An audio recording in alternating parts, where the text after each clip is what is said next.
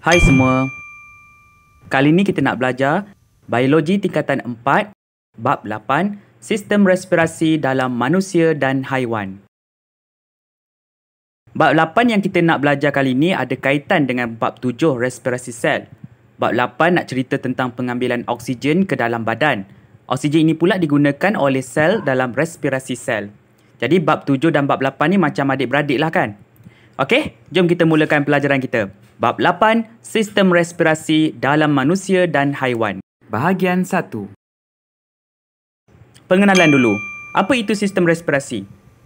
Sistem respirasi terdiri daripada organ-organ dan struktur-struktur spesifik seperti peparu, sangkar rusuk, otot interkostal dan otot diafragma yang berfungsi untuk mengambil oksigen dari udara persekitaran dan menyingkirkan karbon dioksida ke udara persekitaran.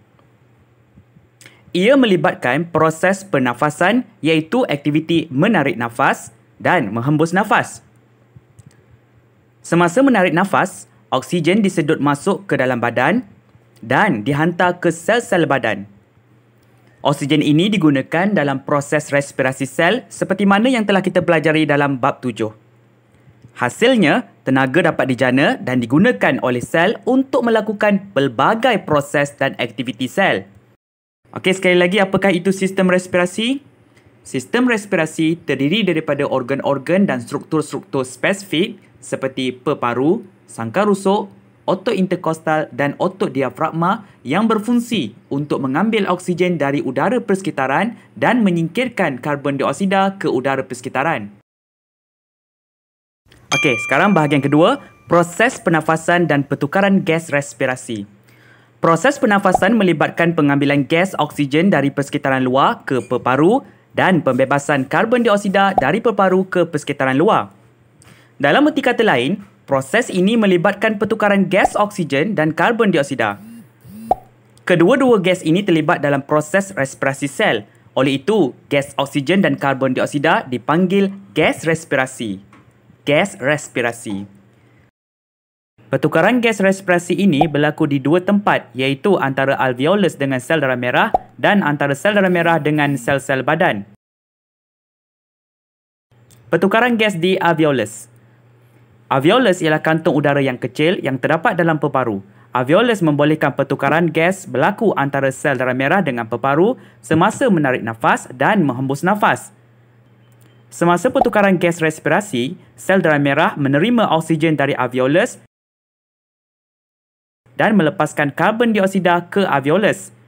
Oksigen ini akan dihantar ke sel-sel badan, manakala karbon dioksida pula akan dihembus keluar daripada badan melalui udara hembusan. Pertukaran gas respirasi dalam organisma unisel yang kecil dan ringkas. Dalam organisma unisel yang kecil dan ringkas seperti ameba spesies, proses pertukaran gas antara struktur respirasi dan permukaan luar berlaku secara resapan. Oksigen meresap masuk ke dalam sel secara resapan melalui membran plasma. Karbon dioksida juga keluar dari sel secara resapan melalui membran plasma. Resapan gas dalam organisma unisel berlaku dengan mudah kerana nisbah jumlah luas permukaan kepada isi padu yang besar. Ini bermaksud luas permukaan organisma adalah cukup besar untuk penyerapan gas respirasi berlaku. Seterusnya membolehkan organisma memperoleh oksigen yang diperlukan dan menyingkirkan karbon dioksida yang tidak diperlukan.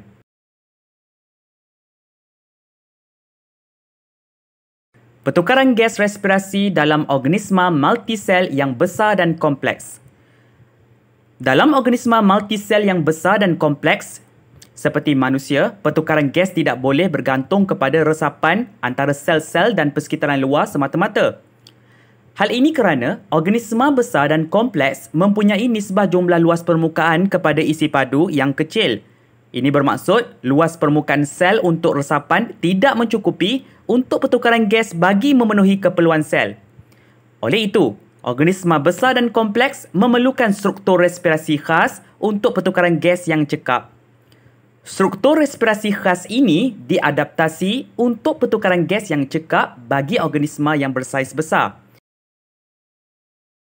Berikut adalah struktur respirasi bagi manusia, serangga, ikan dan katak. Bagi mamalia seperti manusia yang bernafas menggunakan peparu, struktur respirasinya ialah alveolus. Bagi serangga seperti belalang yang bernafas menggunakan sistem trakea, struktur respirasinya ialah trakeol. Bagi ikan yang bernafas menggunakan insang, struktur respirasinya ialah filamen dan lamela. Amfibia seperti katak pula mendapatkan oksigen menerusi kulit dan peparu.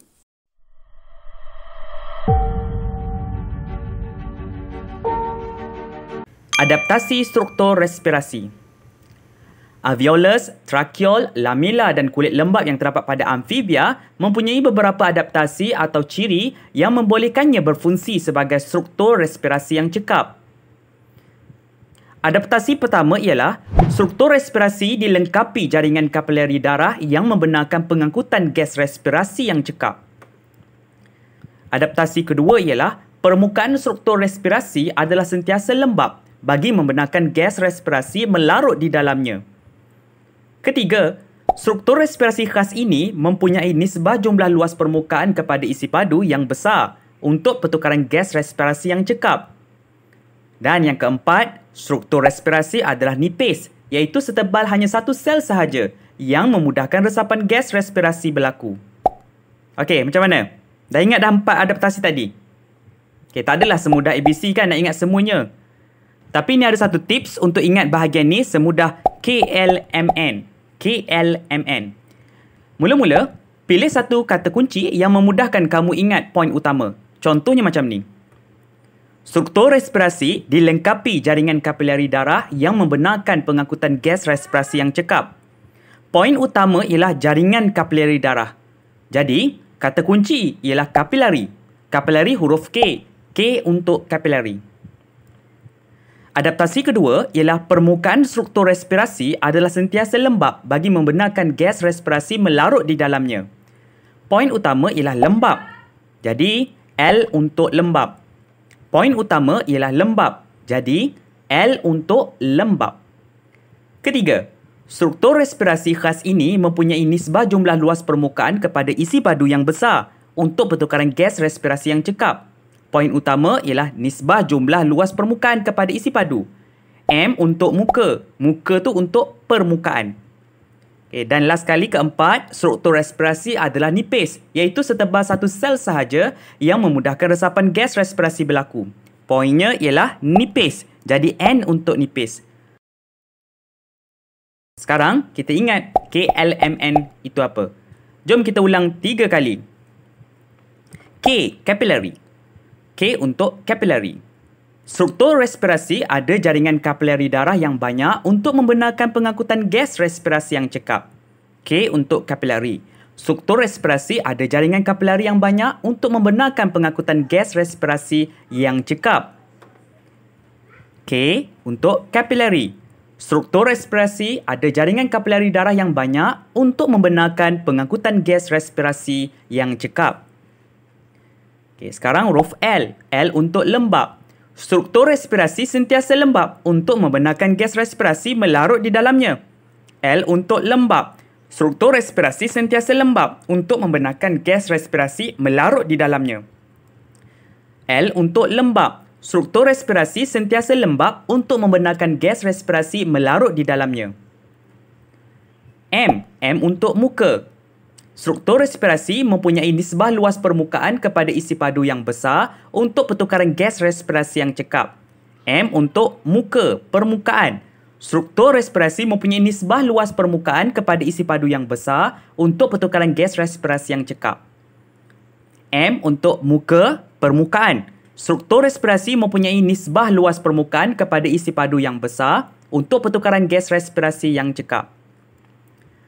Okey, last kali N untuk nipis. Struktur respirasi adalah nipis, iaitu setebal satu sel sahaja untuk memudahkan resapan gas respirasi berlaku. N untuk nipis. Struktur respirasi adalah nipis, iaitu setebal satu sel untuk memudahkan resapan gas respirasi berlaku. N untuk nipis. Struktur respirasi adalah nipis, iaitu setebal satu sel untuk memudahkan resapan gas respirasi berlaku. Okey, siap. Mudah kan? Semudah KLMN. Semudah KLMN sahaja. Okey, semoga dapat membantu sehingga berjumpa lagi dalam video akan datang. Bye-bye.